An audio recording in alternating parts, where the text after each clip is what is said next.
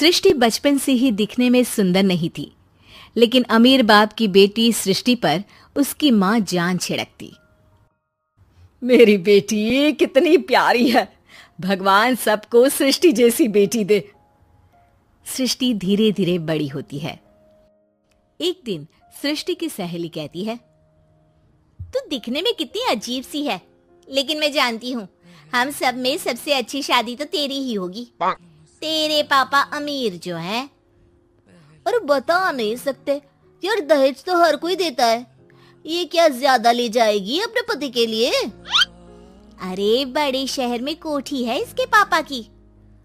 अरे पापा की है ना, कौन सी इसकी है? इसकी होती तब तो कोई भी लड़का इससे शादी कर लेता। अरे पापा की मतलब पापा की है तो मेरी ही है ना? किसने कहा? अब तेरी तो तब होगी ना जब तेरा भाई ना हो। वैसे भी शादी के बाद सारी प्रॉपर्टी भाई के नाम होती है। सृष्टि समझ जाती है कि उसे किसी भी हालत में माँ बाप की सारी प्रॉपर्टी को अपने नाम करना है, लेकिन कैसे? एक दिन सृष्टि का भाई शीनू कहता है, बहन क्या कर रही है? तुझसे एक बात करनी है। अरे हाँ करना, मैं तो तेरी बहन हूँ। बहन मेरी लाइफ में ना एक लड़की है, बहुत अच्छी है। मैं सोच रहा हूँ माँ और पापा से बात करूँ शादी के लिए। सृष्टि को समझ में आ जाता है कि भाई की शादी होते ही भाभी उसे एक दिन भी घर में बर्दाश्त नहीं करेगी। क्या बात है भाई, बताना कौन है वो? यार वो बहुत अच्छी लड़की है, पढ़ी लिखी है, मेरे साथ जॉब भी करती है। बस एक प्रॉब्लम है। हाँ प्रॉब्लम? क्या प्रॉब्लम है भाई? यार वो शादीशुदा है, लेकिन उसके पति ने उसे सिर्फ इसलिए छोड़ दिया क्योंकि उसके माँ बाप दहेज नहीं दे पाए। सृष्टि ये सुनकर न जाने क्यों खुश हो जाती है। अरे भाई तो क्या हुआ, लड़की तुझे तो पसंद है ना? शीनू को लगता है कि बहन उसे समझ रही है।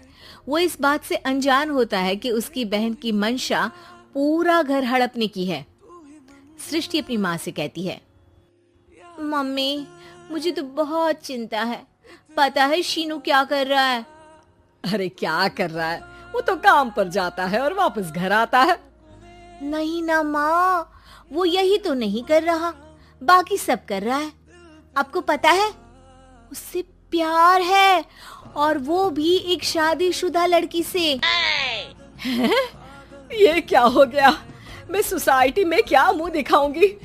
अरे तेरे पापा तो यही कहेंगे कि मैंने ही उसे बिगाड़ दिया है। माँ देखो, मेरी बात मानो, पापा पर भी विश्वास करने की जरूरत नहीं है।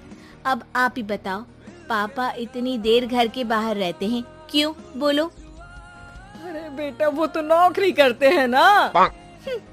तू बहुत भोली है माँ। पापा का ऑफिस तो 7 बजे खत्म हो जाता है, लेकिन देखो कितनी देर से आते हैं।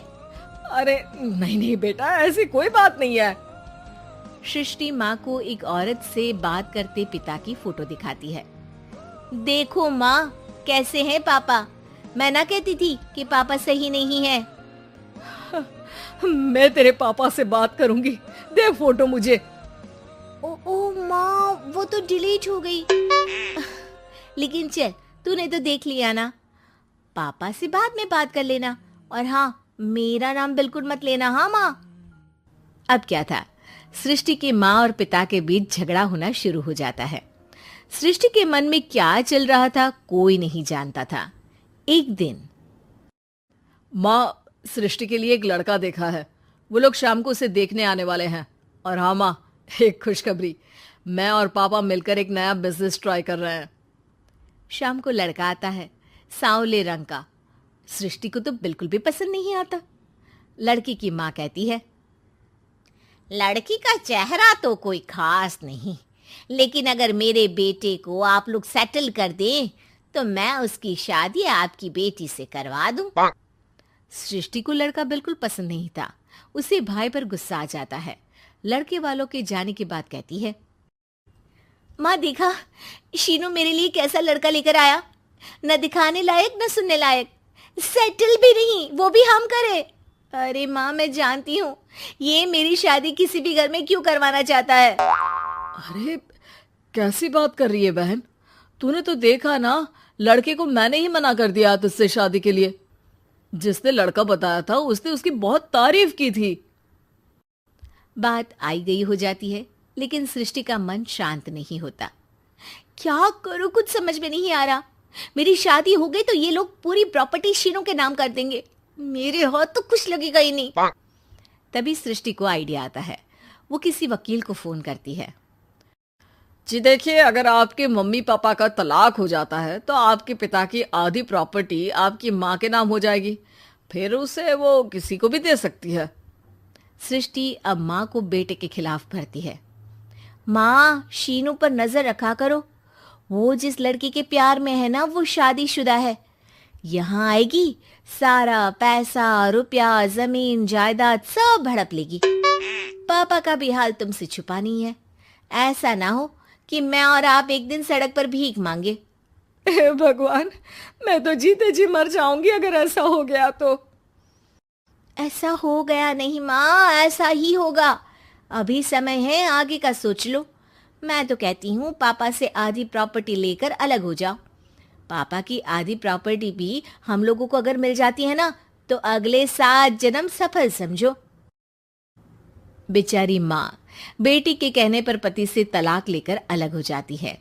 सृष्टि अब पैसों से गाड़ी और अपने दूसरे महंगे शौक पूरे करने लगी। उसके दोस्त भी उसके पैसे इस्तेमाल करते। सृष्टि, कल तुम कहाँ थी? मैं सारा दिन घर पर अकेली थी। तो मैं क्या करूं? मैंने ठेका तो नहीं लिया है ना तुम्हें संभालने का। माँ को सृष्टि से ये उम्मीद नहीं थी। वो बैठकर रोने लगती है। वहीं उसका पति यानी कि सृष्टि के पिता आ जाते हैं। मैं जानता था कि तुम्हारा यही हाल होगा, तो आपने मुझे रोका क्यों नहीं? मैं रोकता तो तुम रुकती क्या?